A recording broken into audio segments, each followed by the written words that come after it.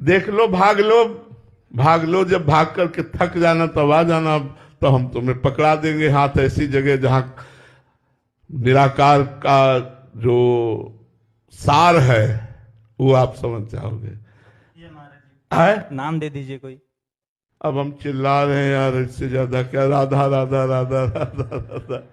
हाँ, राधा जपो निराकार में स्थित हो जाओगे, राधा जपो साकार में स्थित हो जाओगे, राधा जपो कामनाओं की पूर्ति हो जाएगी, राधा जपो सब कुछ प्राप्त हो जाएगा।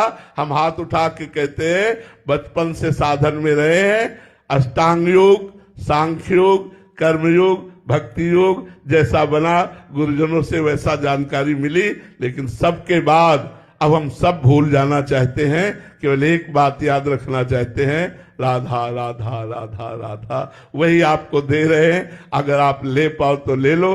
क्या महापुरुषों ने अपने आप को साबित किया, क्या समर्पण है इस दोहे में, क्या समर्पण है कि मैं भगवान कहूं, मेरी डोर भगवान के हाथ में है। जैसा जिसमें तुम राजी उसी ये है, जिसमें तुम राजी उसी। मैं भगवान का दास हूं, मैं भगवान का सेवक हूं, भगवान जैसे जहां जो चाहते हैं वैसे जाता हूं, जित खींचते हैं वैसे। क्या जोर की बात है महाराज जी। क्या रस के संबंध में तो अलग अलग हो सकता है महाराज जी, स्थिति क्या सारे महापुरुषों की सिद्धांत की स्थिति एक ही होती है। सिद्धांत की स्थिति तो एक होती, रस का रसास्वादन अलग अलग होता है, लेकिन सिद्धांत में सिद्ध एक ही होते। सब द्वंद्व विमुक्ता होते, सब त्रिगुणातीत होते, सब कालातीत होते, सबकी स्थिति एक होती, उसका रसास्वादन अलग अलग होता है।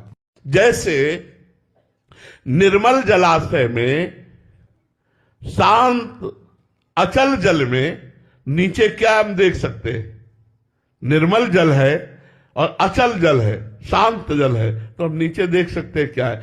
ऐसे ही निर्मल मन में और शांत मन में निराकार का अनुभव हो जाएगा। जब तक मन निर्मल नहीं होगा और शांत नहीं होगा तब तक अनुभव नहीं होगा। यद्यपि वो मन से परे है पर अनुभव इसी से होगा। जैसे हमारा रूप कैसा है ये हम दर्पण के द्वारा देख सकते हैं, ऐसे सम अवस्था में को प्राप्त अंतःकरण के द्वारा अपने स्वरूप का अनुभव हो जाता है अपने आप से। लेकिन अंतःकरण को समता से युक्त करना पड़ता है, अंतःकरण को निर्विकार करना पड़ता है, अंतःकरण को निर्मल करना पड़ता है। इसलिए हमारी प्रार्थना नाम जप करो।